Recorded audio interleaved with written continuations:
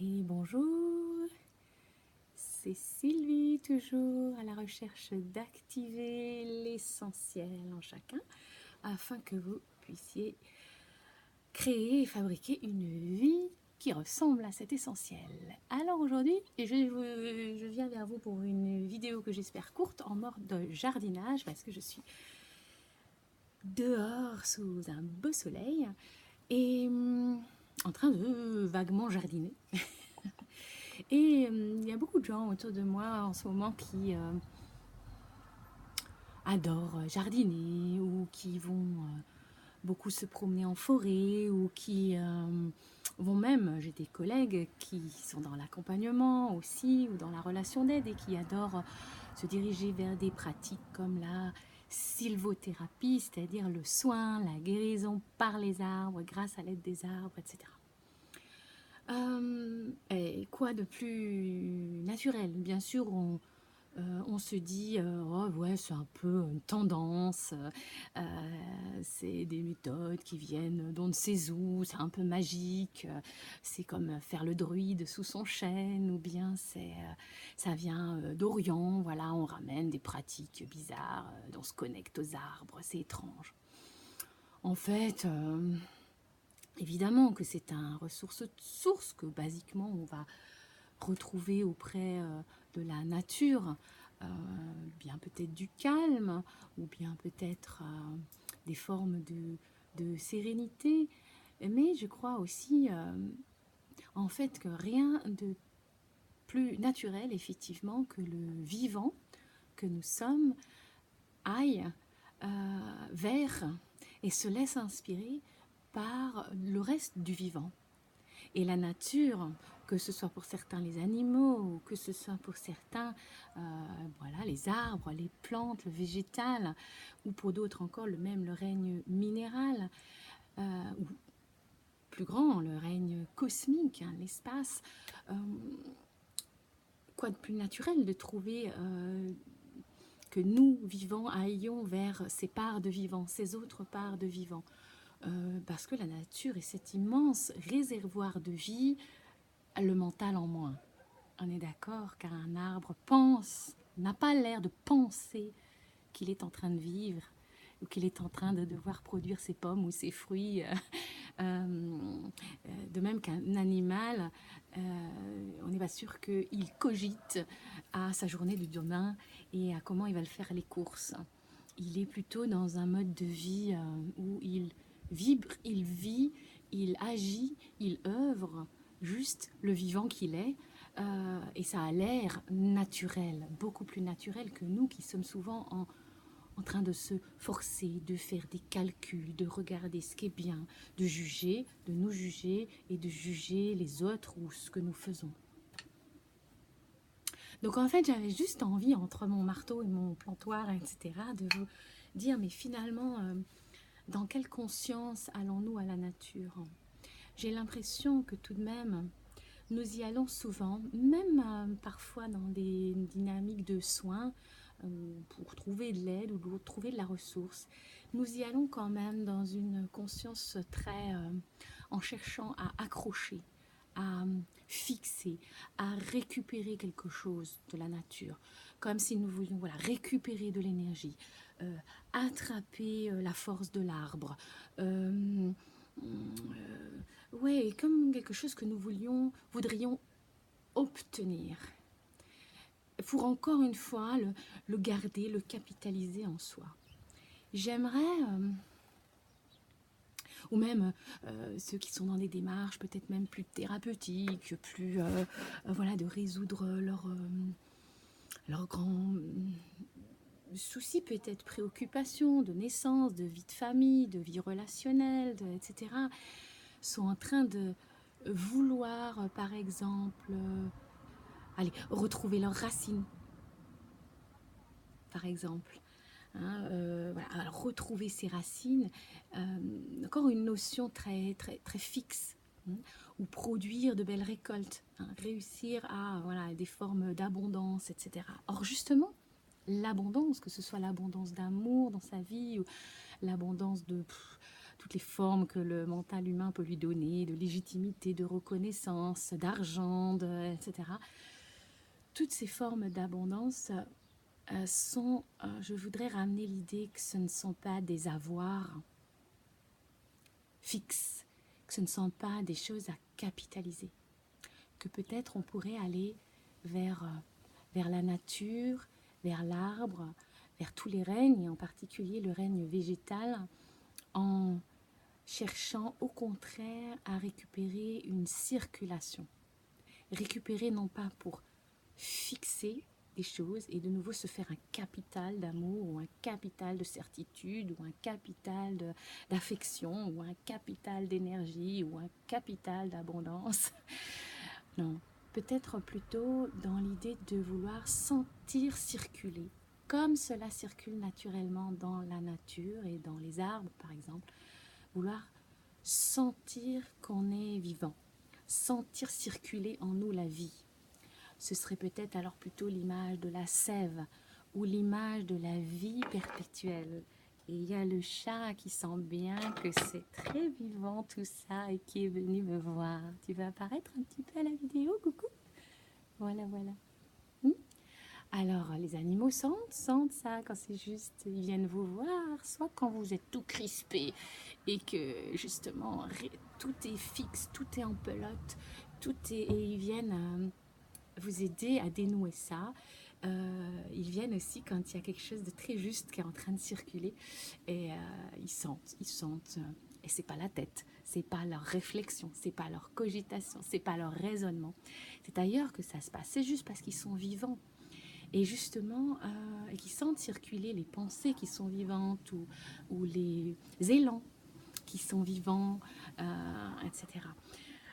Donc peut-être qu'on pourrait, vous et moi, aller à la nature de façon plus vivante pour récupérer du vivant. Alors, les deux pratiques peut-être que... Vous savez que j'aime pas rester dans la théorie. Oups, là, il y a un papier qui s'est envolé. J'avais un papier sur la chaise, là où est posée la caméra, et il s'est envolé. Il y a deux pratiques, vous savez, j'aime pas rester dans de la théorie comme ça, enfin des belles idées, j'aime bien mettre en pratique ça et vous suggérer des pratiques ou partager des pratiques. Les deux pratiques que j'ai trouvées dans le monde de l'accompagnement, de l'éveil de la conscience, etc., les plus justes à ce niveau-là, c'est d'abord autour de toutes les pratiques de, on va dire, de sylvothérapie, qui consistent à aller en forêt ou aller dans un parc ou à aller bref, dans la nature ou même à aller jardiner pour rencontrer le règne végétal notamment.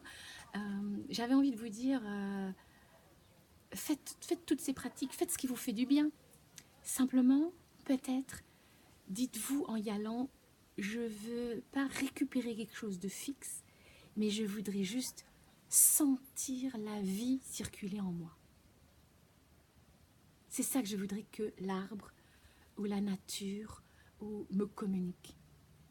Quelque chose qui circule, quelque chose qui va me faire sentir vivant, qui va réveiller un élan, qui va réveiller un goût de quelque chose. Alors pour certains, ça va se traduire vers oh, je suis revenue, j'ai eu envie de faire ça.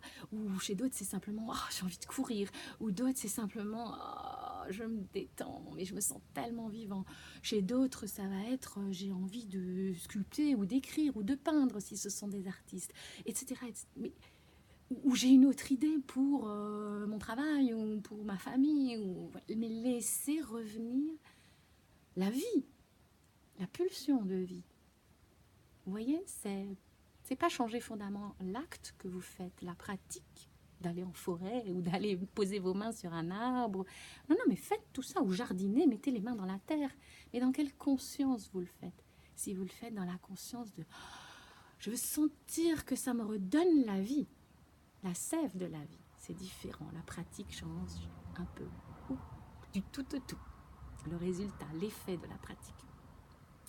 Une autre pratique, et je dis pratique parce qu'il y a une notion de s'entraîner, parce qu'au début ça peut paraître complètement bizarre, complètement bisounours, complètement étrange. Une pratique qui a à voir avec le règne végétal, qui est inspirée notamment des enseignements de l'esprit de Laurent et Lévy, autour de planter des graines. Vous ne voulez pas devenir, je vais dire un légume. Vous savez l'expression devenir un légume, ça veut dire justement devenir complètement fixe, complètement apathique, n'être plus capable de rien, n'être plus capable de la pulsion de vie, justement. Vous ne voulez pas aller au règne végétal, aux arbres, à la nature, pour devenir un légume. Vous voulez aller à la nature pour devenir plus vivant. Et donc, j'aime beaucoup cette pratique qui peut être quotidienne, multi-quotidienne, qui est planter des graines. Plantez des graines chaque jour en vous, dans votre terreau, dans votre vie, de ce que vous aimez. Même si ça peut paraître artificiel, tous ceux qui font du jardinage ou tous ceux qui savent comment ça fonctionne, les pousses naturelles dans la nature, savent très bien que toutes les graines ne prennent pas ou ne prennent pas tout de suite. Ils savent aussi que certaines graines peuvent restent dans le sol, dans le terreau pendant quelquefois des mois, des années, et après redonnent une jeune pousse, une plante, des fruits, etc. et que le cycle continue. Donc, chaque jour, plantez des graines de ce que vous voulez, même si c'est qu'en parole, même si c'est qu'en intention. Que voulez-vous dans la vie? Est-ce que vous voulez plus de confiance? Est-ce que vous voulez plus de joie? Est-ce que vous voulez plus d'amour? Est-ce que vous voulez plus de réalisation concrète? Est-ce que vous voulez plus de rencontres? Est-ce que vous voulez plus de sensations de voyage? Est-ce que vous voulez plus que voulez-vous? De sérénité peut-être, de paix, qui est sans doute une des plus hautes sensations, à la fois énergétiques, émotionnelles et concrètes, qui produit le plus de résultats. Le sentiment de paix et d'être en paix ou d'être en joie sont des états d'être intérieurs qui produisent énormément autour, à l'intérieur de vous et à l'extérieur de vous, en résultats, voilà, vos paroles changent, vos manières d'être changent, vos idées changent, vos actes changent. Eh bien, il faut planter ces graines chaque jour. En fait, vous ne voulez pas aller aux arbres ou à l'énergie d'un arbre ou à l'énergie de la nature pour récupérer quelque chose de fixe. Vous voulez aller à la nature pour être un planteur de graines perpétuelles. Un planteur de graines perpétuelles. Planter chaque jour. Ça peut être sous des formes de mantras, de prières. Écrivez-vous des post-it sur vos frigos si vous voulez. Moi, c'est parce que moi je fais ça des fois.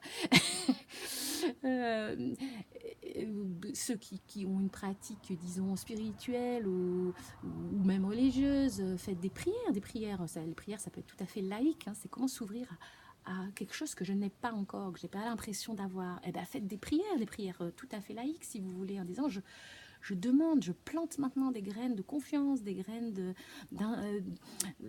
d'intelligence supérieure, de meilleure vue sur la situation, de discernement, de courage. Je plante des graines. Je plante des graines. Ceux qui travaillent avec moi savent que ça se rapproche un petit peu de la pratique de l'intention. Se proposer des intentions pour ces journées, des intentions pour ces semaines, des intentions. Ça se rapproche un petit peu. En tout cas, je trouve que ça colle parfaitement avec tous ceux qui aiment la nature et qui cherchent à travailler, qui aiment soit tout simplement aller se promener dans les forêts ou aller jardiner ou qui vont à la rencontre de l'énergie, si le mot ne vous choque pas, des arbres, voilà. Eh bien, voilà, c'était l'idée de changer votre l'attitude, l'état d'esprit dans lequel vous y allez. Ne récupérez pas, ne récupérez pas, ne capitalisez pas, ne cherchez pas à avoir, cherchez à sentir circuler et devenez des planteurs de graines de ce que vous aspirez à devenir. Voilà. Je vous souhaite tout le meilleur et je plante pour moi et pour vous des graines d'essentiel, de clarté, de lumière. Voilà, à bientôt.